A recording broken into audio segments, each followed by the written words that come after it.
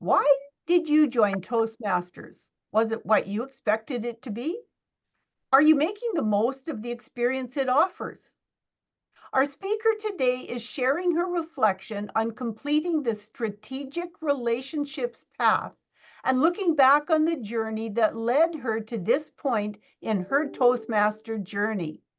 Please welcome Stephanie Ann Roy with her speech, The Path Through the Bardo. I joined Toastmasters because interacting with adults makes me sweaty. Kids are easy. You either have their attention or they're running around the room with their finger up their nose. I can trust kids to tell me the truth. Adults, though, adults lie. They know how to smile and behave when inside they're resisting the urge to scream, "Dear God, please stop talking." Adults judge. Adults say nice things to your face and save the truth until you're out of the room. Yeah, I prefer kids all day long. I'd heard of Toastmasters years before from author and speaker Lewis Howes and thought it sounded interesting. But it wasn't until October of 2020 that I decided it was time. Let's set the stage real quick. Rewind to November of 2019. Sunday, November 10th, was the day we closed the doors on our dream business, our baby. Long story short, uh, suffice it to say, it was an emotional time. We spent the next week cleaning out the center, saying goodbye to 4 magical years. And that week also happened to be the week that I was moving in with my now husband from two individual apartments, combining in a new place together. A week after that, on Sunday, November 16th, we flew down to Florida with my parents for a week's vacation at Disney World. It was a wild month and a massive transition point in my life. I had entered a Bardo, which is a Buddhist term for a place of in between. For the next 4 months or so, we floated around figuring out next moves and working with developers to try to get the next project started. Mostly, we tried to avoid the pain that came with the loss of the community center that we had built. Fast forward to March of 2020. On March 8th, we embarked on another vacation with my parents because my mom really likes traveling. And this trip was actually a cruise porting out of New Jersey on Royal Caribbean's Anthem of the Seas. There had been some chatter and questions about the safety of going, but we decided to tempt fate. This whole COVID thing couldn't be that serious, right? It was one of the best cruises that I have ever been on. The ship was less than half full, plenty of room in the hot tubs and the pools and on the shore excursions, and they were bringing us extra dishes every meal to get rid of all the extra food they were going to be stuck with. Then we got to Friday. I don't know what the day was for y'all up there in Canada, but here in the US, it was March 13th. Man, did we make use of our internet data package that day. On and off calls with our team, assessing the rapidly changing situation of COVID and potential lockdowns. Once the public schools announced that they were closing, our decision got a whole lot easier. Just for the weekend, we said. Couple of weeks tops. We all know how that turned out.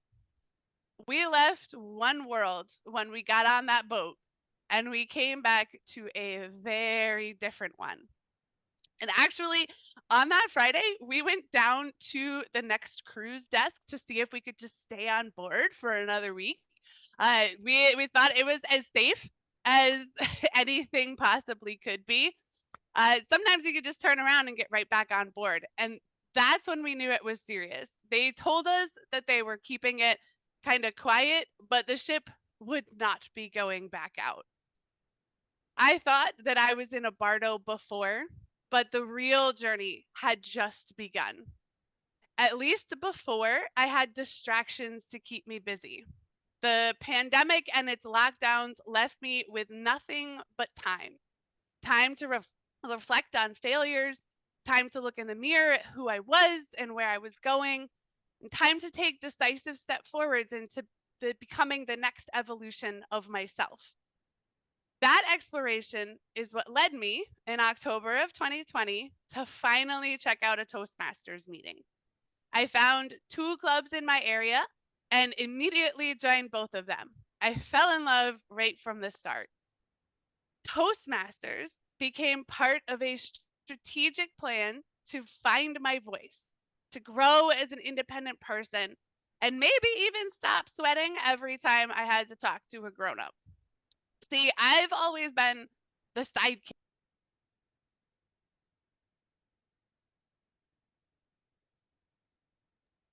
Stephanie, your mute is on. I don't know how that happened. So, not knowing when that happened, I'm going to go back to I've always been in a sidekick role, the second in command, and I liked it that way.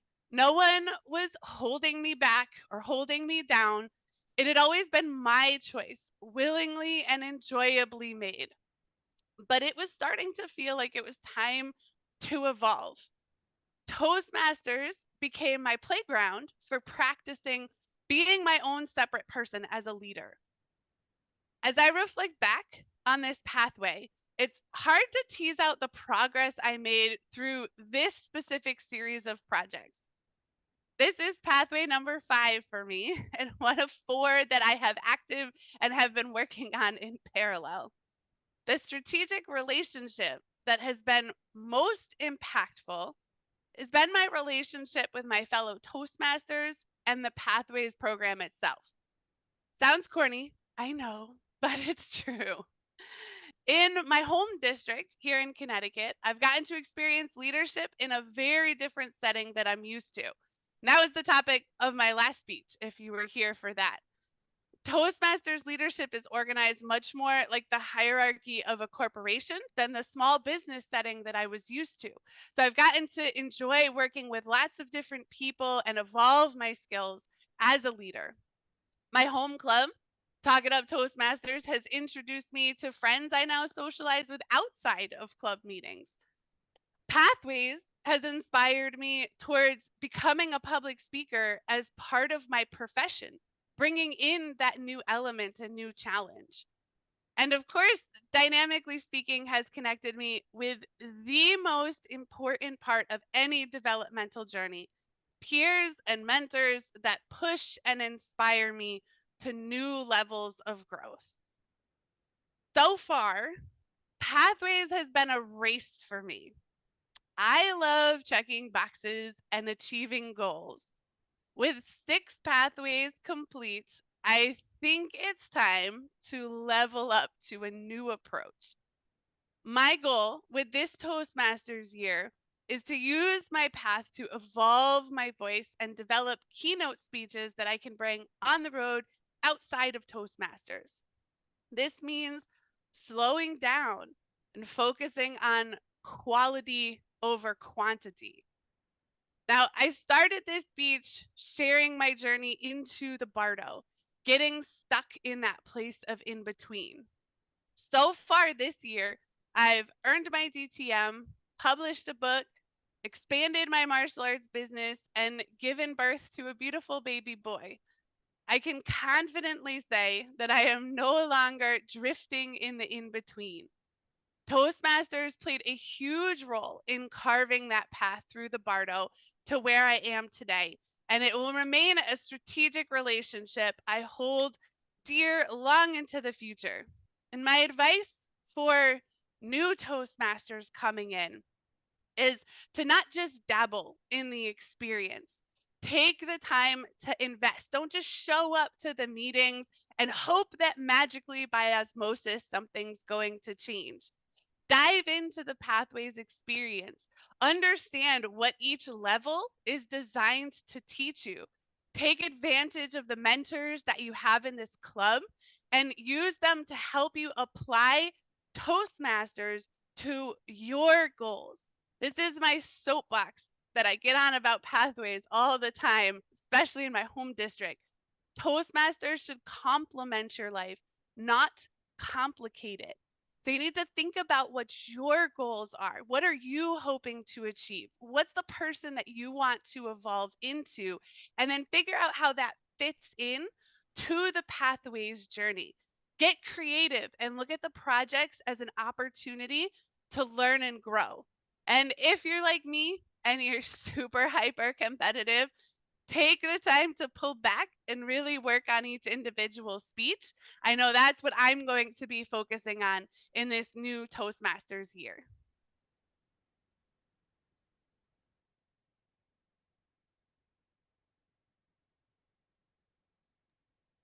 Fantastic, Stephanie. Thank you. I love the passion that you have brought to this project. I'm so glad that we found you and you found us. I'm going to give the audience just a couple of moments to put their feedback for you in the chat. Yeah, Toastmasters is a pretty darn cool organization. Oh, yes. So Tammy brought you here. That's right.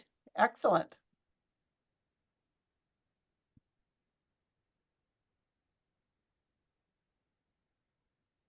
All righty. Now, moving on, our table topics master today is Joseph Aro. And as I said in the introduction, Joseph has deep depths, and he's always bringing us some wonderful words and thoughts. So, Joseph, I am going to turn table topics over to you, and you will probably have time for 4 respondents, so 4 questions. Over to you, Joseph. Thank you, Freddie, and thank you each and every one of the attendees today in this meeting. Table Topics is a session where we have the opportunity to give